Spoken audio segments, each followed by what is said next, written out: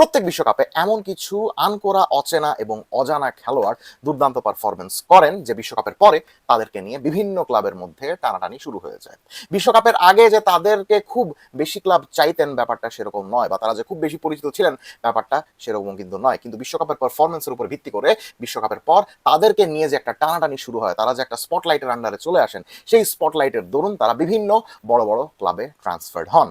কেইলার নাভাসের কথাই চিন্তা করুন। 2014 বিশ্বকাপে এমন দুর্দান্ত খেলেছিলেন কোস্টারিকার হয়ে যে অখ্যাত লেভান্তে থেকে সরাসরি রিয়াল মাদ্রিদে চলে গিয়েছিলেন। বা একদম বিশ্বকাপের শুরুর দিকে 1930 সালে আর্জেন্টিনার স্ট্রাইকার গিলেরমো স্টেবল এতটাই ভালো খেলেছিলেন যে একদম লাতিন আমেরিকা থেকে ইউরোপের জেনোয়াতে নাম লিখিয়েছিলেন। 2002 সালে বিশ্ব চ্যাম্পিয়ন ফ্রান্সকে প্রথম ম্যাচেই হারিয়ে দিয়ে যেই সেনেগাল সবাইকে চমকে দিয়েছিল, সেই চমকে মুগ্ধ হয়ে লিভারপুল এল হাজি দিউফ আর সালিফ দিয়াওর মতো দুজন খেলোয়াড়কে নিজেদের দলে নিয়ে আসে। ম্যানচেস্টার ইউনাইটেডও পিছিয়ে নেই, তারাও 2002 সালের বিশ্বজয়ী ব্রাজিলের ক্লেবারসনকে নিয়ে আসে ব্রাজিলের এক অখ্যাত ক্লাব থেকে।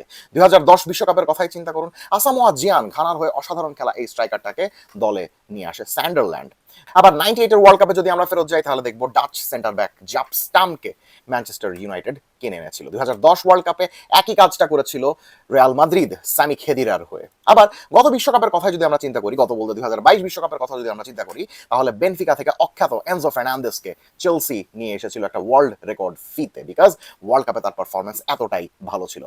সো এই বিশ্বকাপে এরকম অনেক তারকাই কিন্তু রয়েছে যে বিশ্বকাপের আগে হয়তোবা যাদেরকে নিয়ে অত বেশি মাতামাতি হতো না, বা যাদেরকে হয়তোবা অনেকেই চিনতেন না, তারা এই বিশ্বকাপে এতটাই নজর কেড়েছেন যে বিশ্বকাপের পরে বিভিন্ন বড় বড় ক্লাবে যাওয়ার যোগ্যতা রাখেন।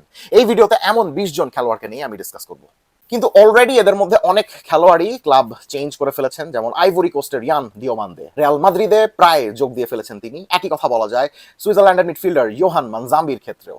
ইসমাইল সাইবারিও যোগ দিয়েছেন বায়ার্ন মিউনিখে, একই পথ ধরেছেন জার্মানির লেফট ব্যাক নাথানিয়েল ব্রাউন। আল হিলালে পাড়ি জমিয়েছেন ডাচ উইঙ্গার ক্রিস্টেনসিও সামারভিল। কেপ ভার্দের 40 বছর বয়সী গোলকিপার ভোজিনিয়া চিলির ক্লাব কোলো কোলোতে যোগ দিয়েছেন। সো এদেরকে আমি এই তালিকায় রাখিনি এমন কিছু কিছু তরুণ খেলোয়াড়দেরকে যারা কিনা বিশ্বকাপের আগেই অলরেডি বড় বড় ক্লাবের নজরে ছিলেন, যেমন মরক্কোর মিডফিল্ডার আইয়ুব বুয়াদ্দি এবং ইকুয়েডরের সেন্টার ব্যাক জোয়েল ওরদোনেজ।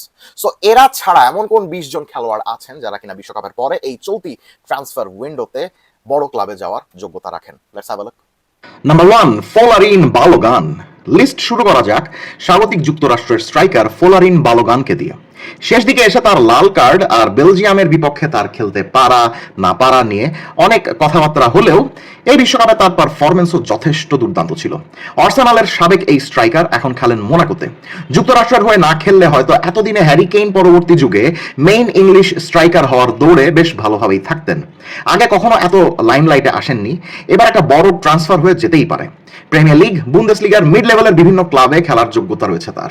নিজের বডি মুভমেন্টের মাধ্যমে মার্কারকে ছিটকে ফেলা আর প্রতিপক্ষের ডিফেন্সের পেছনে প্রপার টাইমিং মেইনটেইন করে স্পেস এক্সপ্লয়েট করার পাশাপাশি বক্সে অল্প জায়গায় বল বের করে আনার ক্যালিবার নজরে পড়েছে অনেক। নাম্বার 2, গুস্তাফো পুয়ের্তা। এই বিশ্বকাপে কলম্বিয়ার হামেস রদ্রিগেস আবারও আলো ছড়িয়েছেন, এটা আমরা সবাই জানি, কিন্তু বয়সী রদ্রিগেসকে মিডফিল্ডে আলো ছড়াতে সাহায্য করেছেন এই গুস্তাফো পুয়ের্তা। হামেস যখনই উপরে উঠে যেতেন অনেক সময় ওয়াইড মিডফিল্ড জোনে এই পুয়ের্তাই ডিফেন্সিভ কভার দিতেন। আধুনিক বক্স টু বক্স মিডফিল্ডারের সকল বৈশিষ্ট্যই আছে তার। মেইন ডিফেন্সিভ মিডফিল্ডারের ডান বাম দুই দিকেই খেলতে পারেন। ঘানার বিপক্ষে যেভাবে খেলেছেন এক কথায় অবিশ্বাস্য। এমনকি ডিপ জোনে বল বের করে আনা, বিল্ড আপে সাহায্য করতে পারেন ভালোই। বল হারানোর সঙ্গে সঙ্গে নিজের এক্সেপশনাল ওয়ার্ক রেট দিয়ে কাউন্টার প্রেস করতে চান। এমন ভালো একজন মিডফিল্ডার এখনো স্পেনের দ্বিতীয় বিভাগে রেসিং সান্তান্দারে কি করছেন সেটাই প্রশ্ন। টপ লিগগুলোর মিড লেভেলের যে কোনো ক্লাবে খেলার সামর্থ্য রয়েছে তার। নাম্বার 3, ইব্রাহিম এমবায়ে।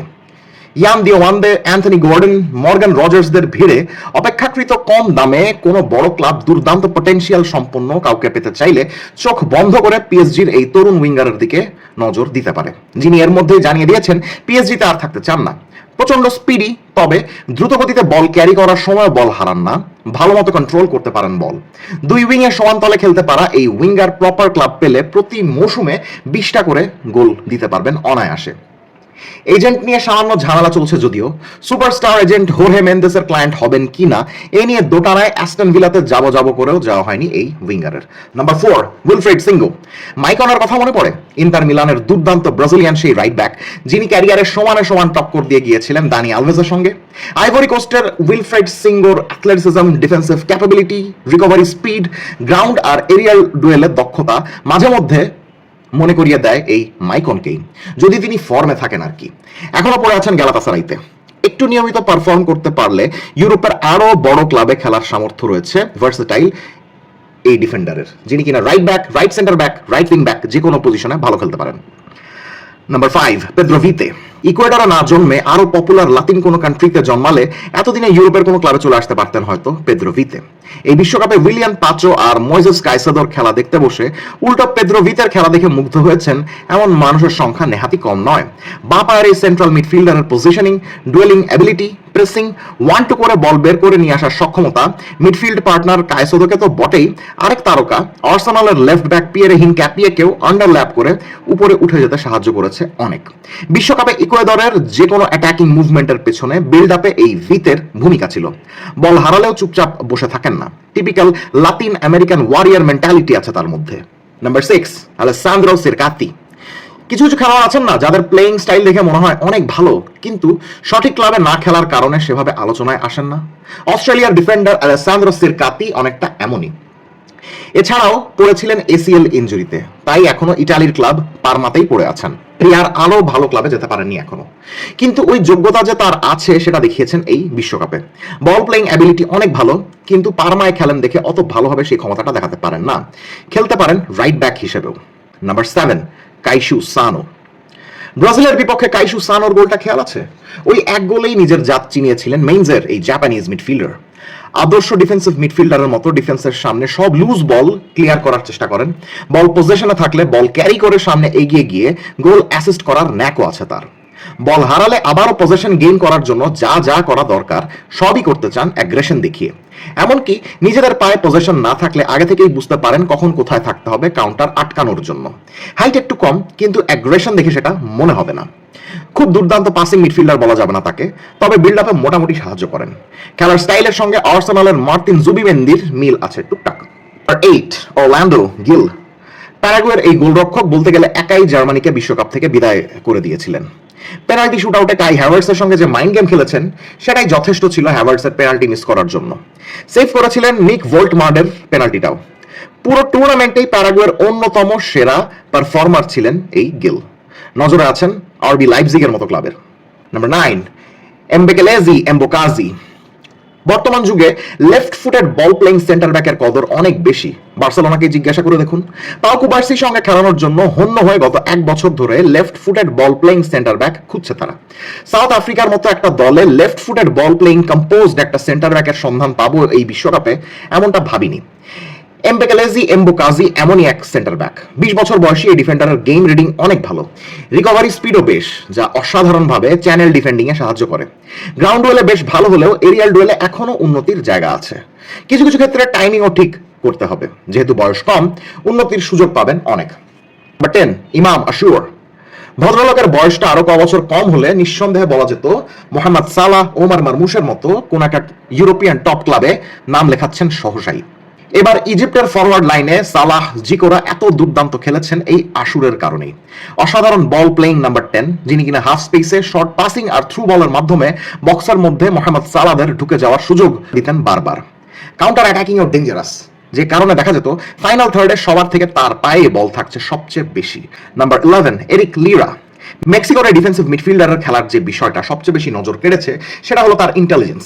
মাঠে যে কোনো মুহূর্তে সঠিক অ্যাকশন এক্সিকিউট করার ক্ষমতা, যে কারণে ফিজিক্যালিটির দিক দিয়ে ওয়ার্ল্ড ক্লাস না হলেও নিজের গেম রিডিং, পজিশনিং আর বিল্ড আপ কোয়ালিটির সাহায্যে যেতে পারেন অনেক দূর, যে কারণে গ্রাউন্ড ডুয়েলে বলতে গেলে হারেনি না।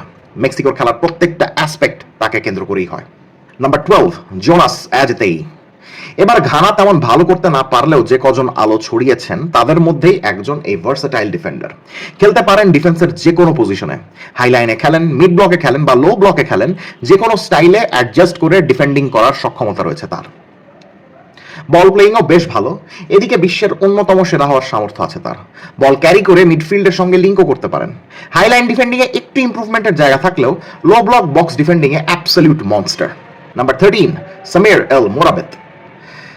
সামির এল মোরাবেতের কপাল খারাপ। ক্লাবে ঢাকা পড়ে যান ভ্যালেন্তিন বারকোর আলোয়, আর জাতীয় দলে আইয়ুব বুয়াদ্দি, বিলাল এল খান্নুস আর ইসমাইল সাইবারিরা আড়াল করে দেন বারবার। কিন্তু মরক্কোর এই মিডফিল্ডারও কম যান না। প্রপার ডিপ লাইন প্লেমেকারের মতো short passing, long passing, press resistance, vision show করেছেন এই বিশ্বকাপে। বাঁ পায়ের এক একটা পাস যে কোনো মুহূর্তে ইন্টারেস্টিং অ্যাটাকিং সিকোয়েন্স ক্রিয়েট করে ফেলতে পারে। Number 14, Ayase Ueda. ব্রাজিলের বিপক্ষে তেমন ভালো খেলতে পারেননি, কপাল খারাপ, কিন্তু ওই ম্যাচ বাদে বাকি সব ম্যাচে অলরাউন্ড ফরওয়ার্ড হিসাবে নজর কেড়েছেন উয়েদা। প্রতিপক্ষের প্রেসের মুখেও বারবার নিচে নেমে পাস কালেক্ট করতে পারেন, বল প্রোগ্রেস করার জন্য বারবার বাঁয়ে বা ডানে মুভ করার চেষ্টা করেন।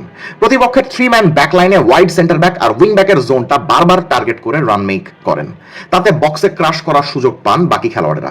হোল্ড আপ আর লিঙ্ক আপ প্লে বেশ ভালো। অনেক সময় দেখা যায় নামতে নামতে দলের সেন্ট্রাল মিডফিল্ডারদের কাছে চলে এসেছেন উয়েদা, সেই স্পেসে উঠে যান অন্যান্যরা। ডাচ লিগে ফেইনুর্দের হয়ে এবারের সর্বোচ্চ গোলদাতাও তিনি। 15, লুকাস হেরিংটন। কম বয়সী right footed ball playing centre ব্যাকদের মধ্যে এখন অনেক উপরের দিকেই থাকবে অস্ট্রেলিয়ান এই সেন্টার ব্যাকের নাম। বল পায় ম্যাচিউরিটি অন্য লেভেলের। বার্সেলোনা, লিভারপুলের মতো ক্লাবগুলো এর মধ্যেই এমনি তো আর ইন্টারেস্টেড হয়নি। লম্বা হওয়ার কারণে বক্সের মধ্যে এরিয়াল ডুয়েলেও অনেক ভালো। খেলার স্টাইলের মধ্যে উইলিয়াম সালিবা কিংবা পাও কুবার্সির একটা ছাপ আছে। নাম্বার 16, কেরিম আলাইবেগোভিচ। বসনিয়ার এই উইঙ্গারের খেলা দেখলে মনে হয় সিস্টেম্যাটিক পজিশন বেসড ফুটবল এখনো তার খেলার স্টাইলে শেকল পরাতে পারেনি। স্পিডি, টেকনিক্যালি গিফটেড এই উইঙ্গার ডিফেন্ডারদের বেশ ভালোই যন্ত্রণা দেন। ইতালির বিশ্বকাপে না যাওয়ার পেছনে অনেক বড় রেখেছিলেন বসনিয়ার এই উইঙ্গার। বসনিয়া এবার তেমন ভালো কিছু করতে না পারলেও তিনি নজর কেড়েছেন। খেলতে পারেন যে কোনো উইংয়েই, ট্র্যাডিশনাল বা ইনভার্টেড উইঙ্গারের ভূমিকায়। Number 17, Alex Freeman. এই ওয়ার্ল্ড কাপে বল পায় দক্ষ রাইট ব্যাকদের তালিকায় অ্যালেক্স ফ্রিম্যান উপরের দিকেই থাকবেন। এক্সেপশনাল বল প্লেইং অ্যাবিলিটি রয়েছে তার। বল ক্যারি করে বিল্ড আপে বিভিন্নভাবে সাহায্য করতে পারেন। পাশে উইং ব্যাক থাকলে রাইট সেন্টার ব্যাকের ভূমিকাতেও খেলতে পারেন যুক্তরাষ্ট্রের এই রাইট ব্যাক। বিশ্বকাপে দেখিয়েছেন ফিজিক্যালিটি ভালো হওয়ার কারণে 1 ভার্সেস 1 ডিফেন্ডিংয়েও বেশ দক্ষ তিনি। যে ধরনের দল রাইট ব্যাকের কাছ থেকে বিল্ড আপ কোয়ালিটি বেশি চায়, অ্যালেক্স ফ্রিম্যান হতে পারেন তাদের জন্য আদর্শ। নাম্বার 18, জন আরিয়াস। কলম্বিয়ার আরেকজন নাম্বার 8। লেফট ব্যাক ইওহান মহিকা আর লেফট উইঙ্গার লুইস দিয়াজের সঙ্গে যার পাসিং ট্রায়াঙ্গেল কলম্বিয়ার অন্যতম প্রধান আক্রমণের হাতিয়ার ছিল। বল প্লেইং অ্যাবিলিটির পাশাপাশি ফিজিক্যালিটিও অনেক ভালো হওয়ার কারণে তার পা থেকে বল কেড়ে নেওয়া যায় না সহজে। বল ক্যারি করে যে কোনো প্রতিপক্ষের ডিফেন্সিভ স্ট্রাকচার ভাঙতে পারেন। পর্তুগালের বিপক্ষেই যেমন একাই নাচিয়ে ছেড়েছেন সবাইকে।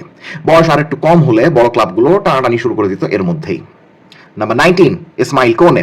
কপাল খারাপ, বাজে ইনজুরিতে পড়ে মাঠের বাইরে চলে গেছেন কানাডার এই মিডফিল্ডার। হয় কানাডার বিশ্বকাপ ক্যাম্পেইনের অন্যতম ব্রাইট খেলোয়াড় ছিলেন এই মিডফিল্ডার। বল পায় বেশ ভালো, এর মধ্যেই ইটালির ক্লাব সাসুওলোতে আলো ছড়িয়েছেন। ডাবল পিভটে কানাডার বিল্ড আপ স্ট্রেংথের অনেকটাই নির্ভর করে এই ইসমাইল কোনের উপরে। Number 20, Hwang In বেয়ং।